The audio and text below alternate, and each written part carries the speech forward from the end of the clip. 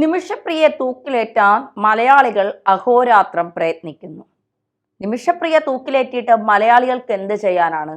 നിമിഷപ്രിയ ജീവനോടെ വന്നാലും വന്നില്ലെങ്കിലും അത് മലയാളികളെ ബാധിക്കുന്ന കാര്യമല്ല. പിന്നെ നമ്മുടെ ഒരു സഹോദരി, നമ്മുടെ കേരളത്തിൽ ജനിച്ചു വളർന്ന ഒരു സഹോദരി ജീവിക്കാനായി യമൻ എന്ന് പറയുന്ന ഒരു രാജ്യത്ത് പോയി. ആ രാജ്യത്ത് ചില സംഭവ വികാസങ്ങൾ നടന്നു. അതിൻ്റെ പേരിൽ ആ സഹോദരി ജയിലിലാകുന്നു. അവരെ പുറത്തു കൊണ്ടുവരണം എന്ന് എല്ലാവരും ആഗ്രഹിക്കുന്നുണ്ട്. അതിൻ്റെ ശരി തെറ്റുകൾ മലയാളികൾ പറയുന്നു എന്ന് മാത്രമേ ഉള്ളൂ. അങ്ങനെയാണ് എങ്കിൽ നിങ്ങൾ ഭർത്താവിനെ കൊന്ന് സൂട്ട് കേസിലാക്കിയ ഓമനയെ എന്തുകൊണ്ട് ക്രൂശിച്ചു, ഗ്രീഷ്മയെ എന്തുകൊണ്ട് ക്രൂശിച്ചു, ജോളിയെ എന്തുകൊണ്ട് ക്രൂശിച്ചു, ഏറ്റവും ഒടുവിൽ ഷെറിനെ വരെ നിങ്ങൾ എന്തുകൊണ്ട് ക്രൂശിച്ചു എന്ന ചോദ്യം മാത്രമാണ് മലയാളികൾ ചോദിക്കുന്നത്. അല്ലാതെ ഒരു മലയാളിക്കും എനിക്ക് തോന്നുന്നില്ല നിമിഷപ്രിയ ജീവനോടെ വരണം എന്ന് ആഗ്രഹിക്കാത്ത ഒരു മലയാളികളും ഉണ്ട് എന്ന് തോന്നുന്നില്ല. കാന്തപുരത്തിന്റെ ഇടപെടൽ അതാണല്ലോ ഇപ്പോ മാധ്യമങ്ങളിലൊക്കെ ചർച്ചാ വിഷയം. കാന്തപുരം ഇടപെട്ടു എന്നൊരു വിഭാഗം, കാന്തപുരം ഇടപെട്ടില്ല എന്നൊരു വിഭാഗം, അങ്ങനെ രണ്ട് തട്ടിൽ നിന്നുകൊണ്ടാണ് വിമർശനങ്ങൾ ഉന്നയിക്കുന്നത്. കാന്തപുരം ഇടപെട്ടെങ്കിൽ അത് വളരെ നല്ല കാര്യം തന്നെയാണ്. കാന്തപുരത്തിന്റെ ഇടപെടലിലൂടെ ശരിയത്ത് നിയമം നിൽക്കുന്ന ഒരു രാജ്യം, ജനാധിപത്യം തൊട്ട് തീണ്ടിയിട്ടില്ലാത്ത ഭീകരപ്രവാദികൾ പിന്നെ എന്താ പറയുക, മൊത്തത്തിൽ രാജ്യത്തെ കൈകാര്യം ചെയ്യുന്ന ഒരു രാജ്യത്ത് ഇതുപോലുള്ള മതപണ്ഡിതന്മാർ, കാരണം അവർ ഖുർആൻ ഉദ്ധരിച്ചുകൊണ്ടാണ് അവർ കാര്യങ്ങളെല്ലാം തീരുമാനിക്കുന്നതും പറയുന്നതും ചെയ്യുന്നത്. മതം തലയ്ക്ക് പിടിച്ച കുറെ ആളുകളാണ് യമനെ ഭരിക്കുന്നത്. തീർച്ചയായിട്ടും ഒരു മതപണ്ഡിതനെ ഇടപെട്ടാൽ അദ്ദേഹത്തിന് എന്തൊക്കെ കാര്യങ്ങൾ ചെയ്യാൻ കഴിയുമെന്നുള്ളത് കൃത്യമായി എല്ലാവർക്കും അറിയാവുന്ന കാര്യം തന്നെയാണ്. ഇതിനോടൊപ്പം തന്നെയാണ് കേന്ദ്ര സർക്കാരും ആഭ്യന്തരമന്ത്രിയും വിദേശകാര്യമന്ത്രിയും ഗവർണറും ഒക്കെ ഇക്കാര്യത്തിൽ കൃത്യമായ നിലപാട് സ്വീകരിക്കുന്നത്. ഇത് പറയുന്നത് ചാണ്ടി ഉമ്മനാണ്. ഉമ്മൻചാണ്ടിയുടെ അവസാന നാളുകളിൽ പോലും അദ്ദേഹം കൃത്യമായ നിലപാട് സ്വീകരിച്ചത് നിമിഷപ്രിയയെ തിരിച്ചു കൊണ്ടുവരണം എന്ന ആഗ്രഹവുമായിരുന്നു. അത് മകനിലൂടെ സാധ്യമാക്കാൻ കഴിഞ്ഞാൽ അത് അച്ഛൻ്റെ ആത്മാവിന് നൽകുന്ന ഏറ്റവും വലിയ കാര്യമായി ചാണ്ടി ഉമ്മൻ കാണുന്നു. അതുകൊണ്ടാണ് നിമിഷപ്രിയയെ കൊണ്ടുവരാൻ അദ്ദേഹം ഇത്രത്തോളം രംഗത്തിറങ്ങുന്നതും നിമിഷപ്രിയയ്ക്ക് വേണ്ടി ഗവർണറെ കാണുന്നതും അതുവഴി വലിയ നീക്കങ്ങൾ അദ്ദേഹം തന്നെ പറയുന്നുണ്ട്. ഗവർണർക്ക് എത്ര നന്ദി പറഞ്ഞാലും മതിയാകില്ല, കാരണം വലിയ നിർണായകമായ നീക്കം നടത്താൻ അദ്ദേഹത്തിന് സാധിച്ചു. 13-ാം തീയതിയാണ് നിമിഷപ്രിയയുടെ മോചനം അല്ലെങ്കിൽ നിമിഷപ്രിയയുടെ വധശിക്ഷ റദ്ദാക്കിക്കൊണ്ടുള്ള പേപ്പർ വരുന്നത്. 15-ാം തീയതിയാണ് ഇതിൽ കാന്തപുരം ഇടപെടുന്നത്. 16-ാം തീയതി ശിക്ഷ മരവിപ്പിക്കുന്നു എന്നുള്ളത് 13-ാം തീയതി തന്നെ പുറത്തു വന്ന കാര്യങ്ങളാണ് എന്നുള്ളതാണ് പുറത്തു വരുന്നത്. എന്തോ ആവട്ടെ, കാന്തപുരം ഇടപെട്ടിട്ടുണ്ട് എങ്കിൽ ആ പെൺകുട്ടിക്ക് തിരിച്ച് കേരളത്തിലേക്ക് വന്ന് അവളുടെ അമ്മയും മകളെയും കാണാൻ സാധിക്കുന്നുണ്ടെങ്കിൽ അതൊരു വലിയ കാര്യം തന്നെയാണ്. അതിൽ തെറ്റൊന്നുമില്ല എന്ന് തന്നെയാണ്. പക്ഷേ ഇന്നലെ ശ്രീജിത്ത് പണിക്കരുടെ ഒരു വീഡിയോ കണ്ടു. ആ വീഡിയോയിൽ ശ്രീജിത്ത് പണിക്കർ കൃത്യമായി പറയുന്നുണ്ട്, പ്രതിരോധത്തിന് വേണ്ടിയിട്ടാണ് ഒരാൾ ഈ കൊലപാതകം ചെയ്തത് എങ്കിൽ അതിങ്ങനെയല്ല ചെയ്യുന്നത്. ഒരാളെ അമിത ഡോസോടുകൂടി, പ്രത്യേകിച്ച് ഒരു നേഴ്സ് കൂടിയാണ് നിമിഷപ്രിയ. അപ്പോൾ നിമിഷപ്രിയയ്ക്ക് ഈ വളരെ ഡോസ് കൂടിയ മരുന്ന് ഈ തലാലിന്റെ ശരീരത്തിലേക്ക് കുത്തിവെച്ച് അത് കഴിഞ്ഞപ്പോൾ അയാൾ ആ മരുന്നിന്റെ ഡോസ് കൂടുതൽ കാരണം അയാൾ മരിക്കുന്നു. മരിച്ചതിന് ശേഷം ആ കുടുംബം പറയുന്നത് നിങ്ങൾ പ്രതിരോധത്തിനായി കൊന്നു, ശരി, അത് സമ്മതിക്കാം, പക്ഷേ എന്തിനാണ് ശരീരം 110 കഷ്ണമാക്കി ഇങ്ങനെ വികൃതമാക്കിയത് എന്നുള്ള കുടുംബത്തിന്റെ ചോദ്യത്തിന് ആർക്കെങ്കിലും ഉത്തരം പറയാൻ കഴിയുമോ? ആർക്കെങ്കിലും ഉത്തരം പറയാൻ കഴിയുമോ? ഇല്ല. ആ ഒരു കുടുംബം, അച്ഛൻ നഷ്ടപ്പെട്ട ഒരു മകൻ, ഭർത്താവ് നഷ്ടപ്പെട്ട ഒരു ഭാര്യ, 10 മാസം ചുമന്ന് പ്രസവിച്ച അമ്മ, ഇവർക്കൊക്കെ ഉണ്ടാവുന്ന ഒരു വേദനയുണ്ട്. അത് കുറെ ബുദ്ധിയുള്ള വിവരമുള്ള തലയ്ക്കകത്ത് ആള് താമസമുള്ള മലയാളികൾ കാണുന്നുണ്ട്.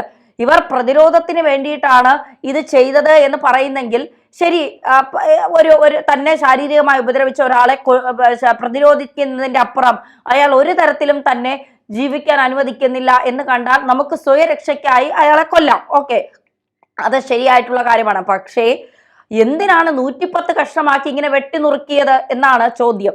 ഇവരല്ല, ഇവരെ ഒപ്പം ഉണ്ടായിരുന്ന മറ്റൊരു ആശുപത്രിയിൽ നേഴ്സ് ഹനാനാണ് ഇയാളെ കൊന്നത് അല്ലെങ്കിൽ കഷ്ണങ്ങളാക്കി വെട്ടിനുറുക്കിയത് എന്നൊക്കെയാണ് പറയുന്നത്. അതിന് തെളിവില്ല.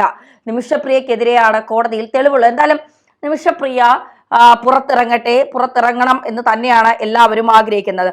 നിമിഷപ്രിയയെ രക്ഷിക്കാൻ ഇനി ഒരേ ഒരു പോംവഴിയേ ഉള്ളൂ. യമൻ സർക്കാരിന് പോലും തൊടാനാകാത്ത ഒരു പഴുത്. അത് മാത്രമാണ് ഇനി നിമിഷപ്രിയയെ രക്ഷിക്കാൻ ഏക പോംവഴിയുള്ളത്. ഞാൻ പറഞ്ഞല്ലോ നേരത്തെ, യമൻ ഒരു ജനാധിപത്യ രാജ്യമല്ല, അവിടെ ശരീഅത്ത് നിയമം നടപ്പിലാക്കുന്ന ഒരു രാജ്യമാണ്. അപ്പൊ എന്താണ് ഈ ശരീഅത്ത് എന്നുള്ളതാണ്. വഴി, ശരിയായ പാത എന്നർത്ഥം വരുന്ന അറബി പദമാണ് ശരിയാത്ത്.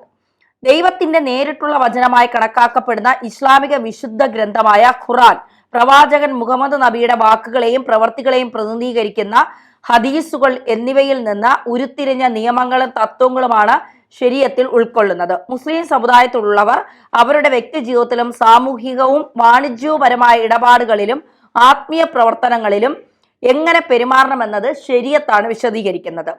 ഫിഖ് എന്നറിയപ്പെടുന്ന ഒരു പ്രക്രിയയിലൂടെ ഇസ്ലാമിക നിയമജ്ഞർ നടത്തുന്ന വ്യാഖ്യാനങ്ങളെ അടിസ്ഥാനമാക്കിയാണ് ശരീഅത്ത് നിയമപരമായ മാനം പാലിക്കുന്നത്.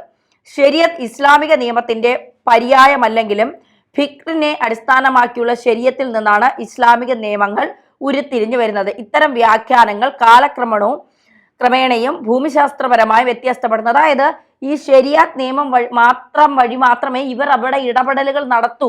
അവിടെ ജനാധിപത്യപരമായോ മാനുഷികമായോ ഒരു പരിഗണനയും ആർക്കും കിട്ടില്ല എന്നുള്ളതാണ് യാഥാർത്ഥ്യം.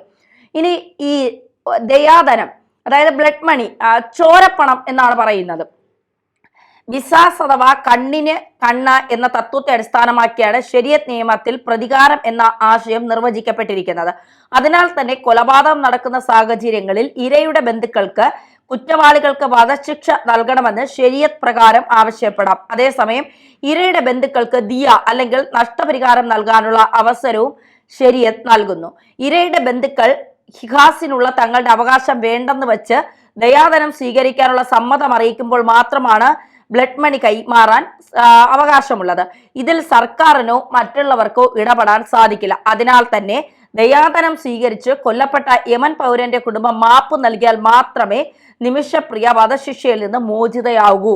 എന്നാൽ നിമിഷപ്രിയയ്ക്ക് വധശിക്ഷ തന്നെ നൽകണമെന്ന കുടുംബത്തിന്റെ ആവശ്യമാണ് ഇതിനിപ്പോൾ തടസ്സമാവുന്നത്. ദയാധനം എത്ര ആയിരിക്കണമെന്നും കേസിനെയും ഇരയെയും ആശ്രയിച്ച് വ്യത്യസ്ത രാജ്യങ്ങൾക്കും വ്യത്യസ്തമായിരിക്കും.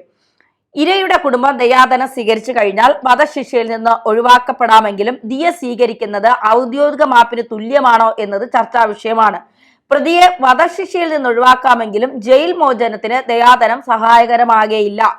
ദിയ നൽകിയതിനു ശേഷവും ജയിലിൽ തുടരേണ്ടി വന്ന സംഭവങ്ങളുണ്ട്. സൗദി ജയിലിൽ കഴിയുന്ന കോഴിക്കോട് ഫറൂഖ് കോടമ്പുഴ സ്വദേശി അബ്ദുൾ റഹീമിന്റെ കേസ് ഇതിനുദാഹരണമാണ്. 1.5 കോടി റിയാൽ, അതായത് 34 കോടി രൂപ ദയാധനം സ്വീകരിച്ച് വാദിഭാഗം മാപ്പ് നൽകിയതോടെ റഹീമിന്റെ വധശിക്ഷ ഒഴിവായെങ്കിലും 19 വർഷമായി ജയിലിൽ കഴിയുകയാണ് റഹീം. സൗദി ബാലൻ അനസ് അൽ ഷാഹരി കൊല്ലപ്പെട്ട കേസിൽ 2006 അബ്ദുൾ റഹീം ജയിലിലായത്. 2018 മാപ്പ് ലഭിക്കുകയും ചെയ്തെങ്കിൽ അടുത്ത വർഷമായിരിക്കും റഹീമിന് മോചിതനാവാൻ കഴിയുന്നത്. അതായത് ലോകത്തുള്ള ഏകദേശം 50 മുസ്ലിം ഭൂരിപക്ഷ രാജ്യങ്ങൾ തങ്ങളുടെ നിയമവ്യവസ്ഥയിൽ ശരീഅത്ത് നിയമത്തിന്റെ ഘടകങ്ങൾ ഉൾപ്പെടുത്തിയിട്ടുണ്ട്. ഈ രാജ്യങ്ങളിൽ മതേതര നിയമവ്യവസ്ഥ ഉണ്ടെങ്കിൽ പോലും ശരീഅത്തിനെ അടിസ്ഥാനമാക്കിയുള്ള കുടുംബ നിയമങ്ങൾ, വ്യക്തി നിയമങ്ങൾ എന്നിവ നിലനിൽക്കുന്നുണ്ട്. ഓരോ രാജ്യങ്ങൾക്കും ശരീഅത്ത് നിയമതത്വങ്ങൾ വ്യത്യസ്തമായിരിക്കും. വ്യഭിചാരം, ബലാത്സംഗം, സ്വവർഗരതി, മോഷണം, കൊലപാതകം തുടങ്ങിയ കുറ്റകൃത്യങ്ങൾക്ക് നൽകുന്ന ഹുദൂദ് എന്നറിയപ്പെടുന്ന കഠിനമായ ശിക്ഷകൾ നടപ്പാക്കുന്നതും ഈ രാജ്യങ്ങൾ സമാനമായ രീതിയിലായിരിക്കില്ല. അതായത് ഇനി ഒരൊറ്റ പോംവഴിയേ ഉള്ളൂ. അത് യമൻ സർക്കാരിന് പോലും തൊടാൻ കഴിയാത്ത ഒറ്റ പോംവഴി എന്ന് പറയുന്നത് ബ്ലഡ് മണിയാണ്. അത് സർക്കാരിനോ അവിടുത്തെ മറ്റ് മതപണ്ഡിതന്മാർക്കോ ആർക്കും തീരുമാനിക്കാൻ കഴിയില്ല. തലാലിന്റെ കുടുംബത്തിന് മാത്രം തീരുമാനിക്കാൻ കഴിയുന്ന കാര്യമാണ്. പക്ഷേ അങ്ങനെ ദയാധനം സ്വീകരിച്ചാലും നിമിഷപ്രിയ ജയിൽ മോചിതയാകണമെന്നില്ല. ചെയ്ത കുറ്റത്തിന് വധശിക്ഷയിൽ നിന്ന് മാത്രമേ അവർ മോചിതയാവൂ. ചെയ്ത കുറ്റത്തിന് അവിടെ ശിക്ഷ അനുഭവിക്കുക തന്നെ വേണം. 34 കോടി രൂപ കൊടുത്തിട്ട് റഹീം തിരിച്ചു വന്നിട്ടില്ല. അദ്ദേഹം അടുത്ത വർഷം മാത്രമേ അദ്ദേഹം ജയിൽ മോചിതനാവും. അതുപോലെ ദയാധനം സ്വീകരിച്ചാൽ, ഇതുവരെ സ്വീകരിക്കില്ല എന്നാണ് കുടുംബം പറയുന്നത്, സ്വീകരിച്ചാൽ തീർച്ചയായിട്ടും നിമിഷപ്രിയയുടെ വധശിക്ഷ റദ്ദാക്കും. പുറത്തിറങ്ങണോ വേണ്ടയോ എന്ന് പിന്നീടും ചോദ്യം ബാക്കിയായി നിൽക്കുകയാണ്. അതുകൊണ്ട് മലയാളികൾക്ക് നിമിഷപ്രിയയുടെ കാര്യത്തിൽ മലയാളികളെ ആരും കുറ്റപ്പെടുത്തേണ്ട, കുപ്രചാരണങ്ങൾ ഇതൊന്നും പറയേണ്ടതിന്റെ ആവശ്യമില്ല. എവിടെയെങ്കിലും ഇരുന്ന ഏതെങ്കിലും ബുദ്ധിശൂന്യകൾ അങ്ങനെ പറയുന്നുണ്ട് എങ്കിൽ അത് അവരുടെ ബുദ്ധിയില്ലായ്മ മാത്രമാണെന്നേ കണക്കാക്കൂ. മലയാളികൾക്ക് നിമിഷപ്രിയ വന്നാലും വന്നില്ലെങ്കിലും അവനവന്റെ അന്നത്തിന് ഓടിയേ പറ്റൂ. അതിനിടയിൽ ചെയ്ത കുറ്റം അവർ പറയുക തന്നെ ചെയ്യും. അതിൽ ആരും ബുദ്ധിമുട്ടിയിട്ടോ ആർക്കും ചൊറിഞ്ഞിട്ടോ ഒരു പ്രശ്നവും ഇല്ല.